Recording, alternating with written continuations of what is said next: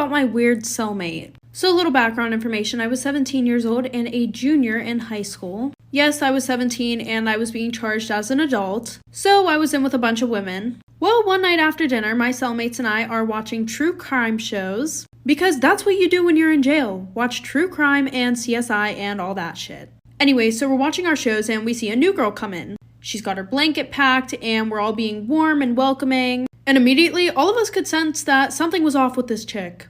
Immediately she starts going off about how she has a problem with the TV show we're watching. She did not like the fact that we were watching crime shows. She was like, oh my gosh, you guys really need to turn this off like right now. Low-key thought I was gonna see her on there or some shit. But yeah, she was just being super paranoid and we're sitting there like, girl, we have 10 channels. 7 of them are going to be true crime and 2 of them are the news. Oh, and the other channel was black and white movies and nobody wanted to watch that shit. So then I asked her if she unalived someone. So like I said, I asked her if she unalived someone before, because only somebody who unalived somebody would be triggered over us watching true crime, but she completely ignores me. So the first night, something happened with this girl. It was low-key, very, very weird. Me and my other cellmates were like, this girl's weird as hell. Why is she here? And then the next day was the icing on the cake. So it was cleaning day and we're all cleaning our stuff. And this girl just starts cleaning the weirdest things, like the inside of trash cans and shit that didn't need to be cleaned. And then it started getting creepy. Not weird, creepy. She put a paper towel over the drains because the voices were too loud. And then she would walk around the pod talking about death and carnage. And if you don't know what carnage means, it pretty much just means unaliving a lot of people. So this was super bad vibes, obviously. Now, when you're in jail, of course people are going to ask what you're doing time for. And if you don't say, you're going to come off as sketchy. So we're asking this girl, hey, what are you in for? And she would not give us a straight answer. Well, while she was at a visit, we went through her things, like for part 3. Like I said, we asked her what she was in for and she didn't answer, so we found that weird as heck. So then she went for a visit and we searched through her stuff and found her paperwork. We found out that she was in because she attempted to unalive her husband, in which he got a restraining order. So at this point, we're like, this is weird as hell and she needs to go. Like, she gotta go. So now the entire pod comes together and every single one of us wrote a letter pleading the staff to get this crazy you-know-what out of our pod. We all folded them up into little paper kites and we sent them to the guards. We were ringing the doorbell like crazy and we told them what happened and no questions asked, she was gone. Story time about my toxic ex-best friend. So a little background information, I had a very close guy friend who we're gonna call Max. Now, Max was 2 years older than me, but due to our families being super close, him and I became best friends. Growing up, I saw him as kind of an older brother, and then eventually as we grew up, I saw him as my best friend, until I realized that he was actually a terrible person, and I missed all of the signs that he was not a real friend. Like 1, our first fight, I told him something that I didn't want anybody else knowing, and what do you know, right after I tell him, my family knows, his family knows, my crush knows, all of our friends know. After this, I probably should have distanced myself, but he apologized and we became friends again. That was sign number 1. Sign number 2, his huge change in attitude. 1 second, he would be extremely rude to me, and then he would be this really sweet and caring guy, and his apologies were the best. So it was really hard not to forgive him. He was like a master manipulator. Number 3, we only talked whenever it was convenient for him. Like seriously, we would never talk. I think we left off on sign number 3, which was the only time that we would talk was when it was convenient for him. He would never reach out, which left me being the one who was constantly trying to preserve our friendship or whatever was left of it. Like, all of our messages were literally me, and it made me seem really needy, and like I was putting in way too much effort because he would literally answer with the most simple messages. Like, yeah, okay, sure. And he would only talk to me whenever he wasn't with his friends. Sign number 4. It felt like he was embarrassed of me. Now, I know that I was 2 years younger than him, but we were still friends, and I really don't think that's that much of a difference. Like, he would never want to be seen with me.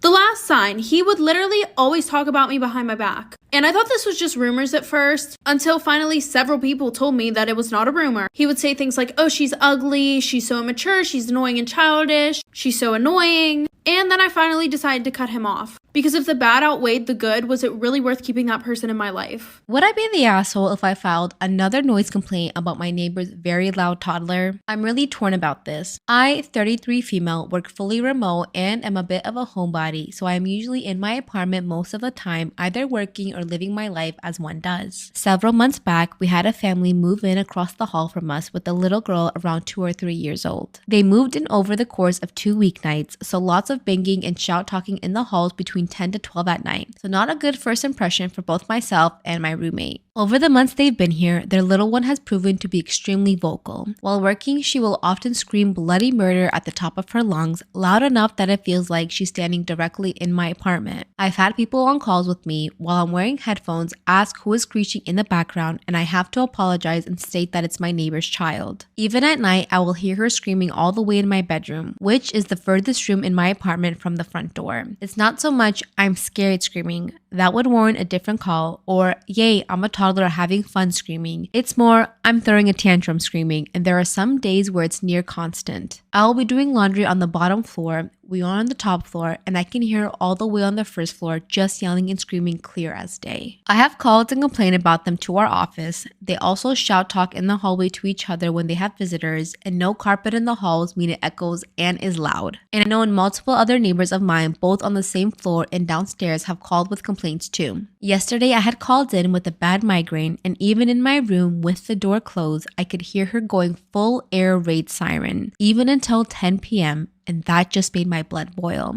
It doesn't even sound like her parents try to get her to calm down. I've spoken to my friends with kids about this, and they told me to just keep it moving because parenting is hard. I'm an aunt to 2 spectacular kids, so I get it, but I don't think I should have to deal with an out-of-control toddler who screams all day and night. My neighbors already have 2 violations for excessive noise, and I believe 1 more could get them evicted. While the noise is definitely an issue, they have been warned about multiple times by management. I should add that they don't speak English, or I would have talked to them myself, and interferes with both my work and downtime.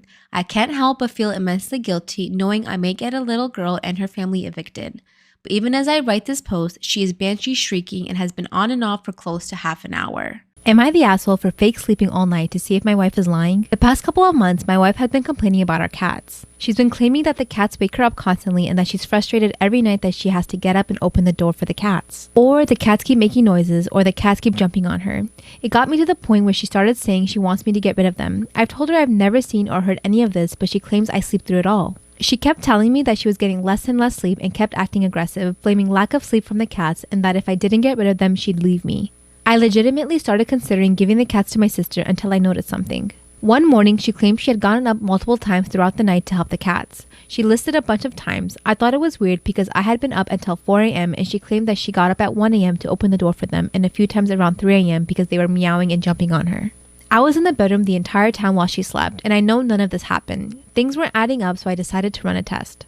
I waited until she said she was going to bed, then I let the cats out of our bedroom. I lowered my phone brightness and faked going to sleep. I just laid there in my bed for the entire night bored, but I definitely did not fall asleep. I made sure to make timestamps every 30 minutes on my phone through Discord just to be sure. I marked down every noise my cats made. One cat had jumped down from something and made a little noise around 3:18 a.m. and one ate food relatively quietly by the bedroom door at 4:57 a.m. Other than that, nothing happened. Sure enough, my wife slept from 11 p.m. until 9 a.m. and that morning she claimed she had woken up at least 7 times to open doors from the cat noises and cats jumping on her. At this point, I was pissed because she was clearly lying to me. I was exhausted and fed up with the lies, so I bluntly called her out on it. I told her, "That's funny. I stayed up all night to monitor the cats and they weren't even in the room at all last night. I have timestamps and everything. So you've been lying to me and trying to convince me to get rid of my cats? Why?" She just sat there quietly shaking and looking pissed, then got up and left without answering. She came back hours later and ignored me whenever I talked. And when I asked her how I'm the bad guy in the situation, she finally said that I was treating her like a child by lying about sleeping and staying up all night just to see if she was lying or not.